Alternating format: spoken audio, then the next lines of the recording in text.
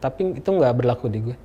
Buat gue udah sedang men. Nyokap gue udah minta gue jadi guru lama banget. Tapi gue juga merasa berdosa sampai ini gue terus mendoakan nyokap gue karena saat itu gue bilang gue nggak mau jadi guru, nggak keren. Kalau gue jadi guru gue miskin men. Kayak posisi gue sekarang gue guru kontrak, gaji gue sama kayak tukang sampah, UMR. Tapi ternyata bukan itu yang gue cari. Dan tadi perasaan dihargai sama murid gue ternyata selama ini itu yang gue cari dan itu yang nyokap gue waktu itu minta ke gue dan gue nggak nurut.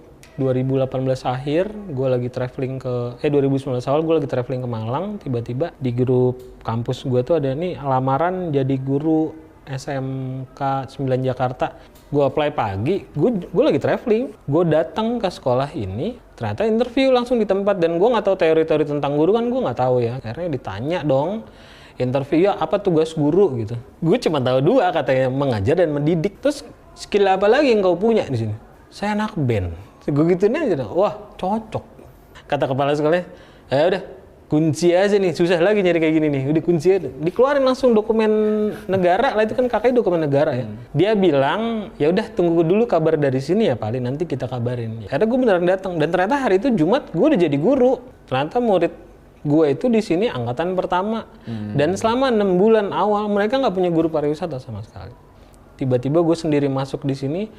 Gue langsung, udah gue sepakat gue harus semua yang gue punya, literally semuanya harus gue kasih biar mereka akhirnya percaya mereka nggak salah pilih. Gue benar-benar ngecek nih background anak-anak ini karena gue hobi gue tuh minta personal datanya. Dari data itu gue bisa memberikan treatment yang berbeda dari anak satu ke anak lainnya. Oh, oke. Gue tipikal gitu, gue nggak mau nyamain anak orang. Di sini bener-bener dalam tanda kutip ya gue ngemis kemana-mana. Teman-teman gue, circle gue, dong bantuin gue dong, lo jadi guest lecture. Itu gue membuktikan bahwa sebenarnya kakak-kakaknya yang di luar tuh ada loh sisi untuk sharing ke adiknya tuh ada.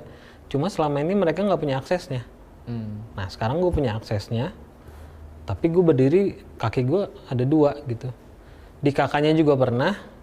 Tapi sekarang gue ada di adeknya, berdiri sebagai pendidik. Nah gue sering menganalogikan gue tuh sebagai jembatan sebenarnya.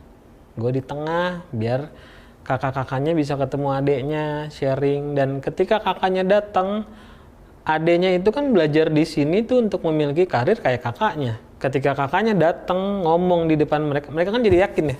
Oh gue akan jadi kayak gini nih, orangnya udah datang langsung ke gue. Ketimbang lu ngomong aja di kelas, kamu bisa jadi A, B, C segala macem. Buktinya kagak ada.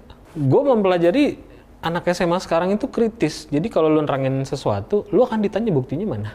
Gue agak tenang sebagai guru pariwisata karena gue menjelaskan sebuah wisata atau destinasi. Gue punya foto, gue lagi di situ.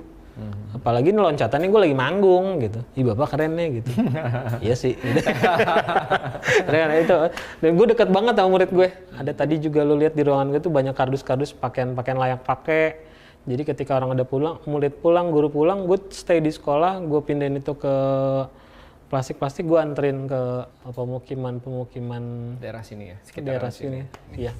Oke, jadi gue punya murid sebenarnya di sini, namanya Ayun. Ayun itu tadinya sekolah di sekolah gue juga, tapi jurusannya beda.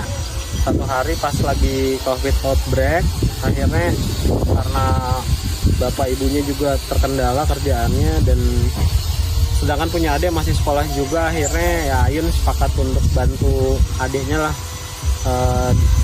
Adiknya yang maju sekolah, Ayunnya putus sekolah. Akhirnya setelah urusan keluar sekolah itu, gue mulai sering datang ke sini. Gue pikir karena kalau kakaknya udah gugur, adiknya nggak boleh gugur, nggak boleh gugur sekolah. Jadi sampai hari ini udah masuk tahun kedua ya gue kesini dan gue sepakat untuk ngangkat adiknya jadi anak angkat gue. Ini lebih ke bagi-bagi kerja sama ibu bapak kandungnya di sini. Lumayan, mohon maaf. Ini lumayan lingkungannya sangat keras ya. Jadi anak-anak usia sekolah itu banyak yang terlibat perkelahian, itu udah jadi hal-hal yang biasa lah. Makanan sehari-hari bahkan juga jeleknya. Sayangnya kayak ada yang obat-obatan, pil, alkohol tuh udah jadi hal lumrah yang gue nggak mau bikin itu lumrah. Jadi kehadiran gue di sini ya bantu-bantu sebenarnya untuk ngasih pengertian gitu rasional kalau sekolah itu penting. Karena gue yakin kesempatan semua orang sama, mereka bisa merasakan kesenangan yang orang-orang di atas mereka rasakan. Karena kan mereka dari kecil lahir memiliki banyak banget keterbatasan akses ya. Pengen mereka merasakan sesuatu yang sebelumnya mereka nggak pernah Dapatkan dapatkan itu. atau